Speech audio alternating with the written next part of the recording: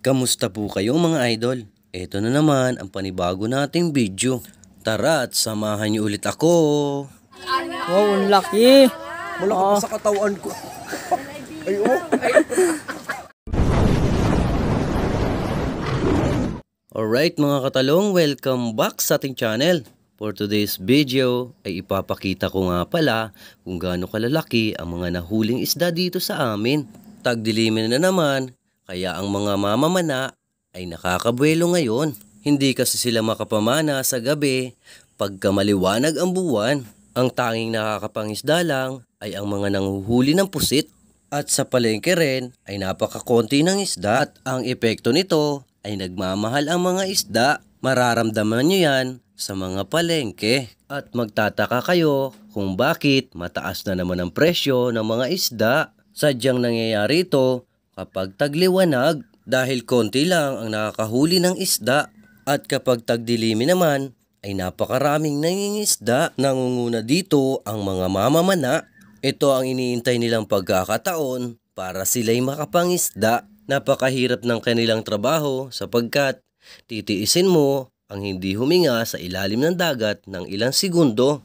Depende rin ito sa tao. Ang iba ay naabot ng ilang minuto at ito ay napakadelikadong trabaho. Kaya sobrang sumasaludo tayo sa mga mamamana.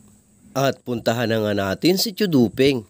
Siya'y nakahuli ng isang malaking isda. Nakalimutan natin ang pangalan pero masarap ang sinabawan nito. Ito rin at kanya nang hiniwa-hiwa ang mga ito. Matapos ito ay pinakita sa atin ni Ante Merle ang huli ni Tulistan. Grabe mga idol, napakalaki ng banagan. Napakasarap ng lobster na ito. At talaga namang siguradong mapaparami ka ng kain pag ito ang ulam mo. 500 nga pala ang kilo nito dito sa amin. Sa inyong lugar po ba mga idol? Magkano ang kilo ng ganito? Inangat nga natin para makita kung gaano kalaki ang lobster na ito. Napakasarap iluto ng ganito. At kung meron sana tayong budget, ay baka ito ang nailuto natin. Sa ngayon ay tiis-tiis muna tayo. At tamang picture, tamang video. Saka na lang siguro tayo titikim kapag may budget na tayo. Matapos ito ay lumipat tayo sa kabila. Ito naman ang huli ni Chulukreng. Grabe mga idol, napakalaki ng red snapper. Napakasarap ng sinigang nito. At talaga namang mapaparami ka ng kain pag ito ang ulam mo. Bukod sa red snapper ay may huli din siyang talakitok. Grabe, napakalaki din. Matapos ito ay pumunta naman tayo kay Paring Alon. At ito naman ang kanyang mga huli.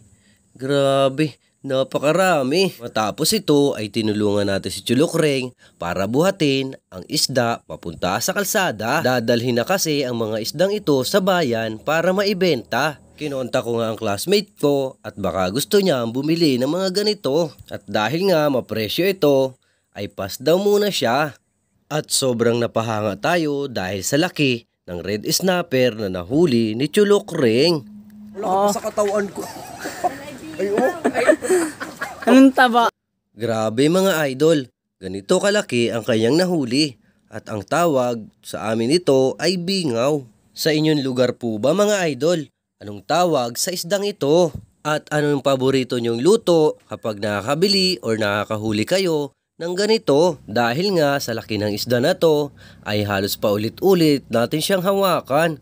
Dahil sa tuwa at mangha sa pagkakakita ng ganito kalaking isda. At sabi ko nga kay Paring Alon ay videohan na natin para meron tayong souvenir. Hindi man tayo makatikim. Napakasarap sana ng sinabawan nito. At saktong wala naman tayong budget para makabili ng ganito. Sobrang na-amaze tayo kapag nakakakita ng mga ganitong isda. Napapalunok na lang sapagkat hindi tayo makakatikim nito ngayon. At tamang tingin lang tayo ngayong panahon. Marami namang nahuhuling ganito dito sa amin. Kaya sa sunod na lang tayo magluluto. Makaka-recover din tayo at aayon din sa atin ang panahon. Sa kabila ng ating hirap ay makakaranas din tayo ng sarap. Prepare na nga nila ang mga isda at para madala na ito sa bayan. Nagpahabol pa nga si Tiang Elisa ng isang ramagan. At ito po ang ating latest video. Salamat sa panonood, salamat sa suporta. Ingat palagi. God bless!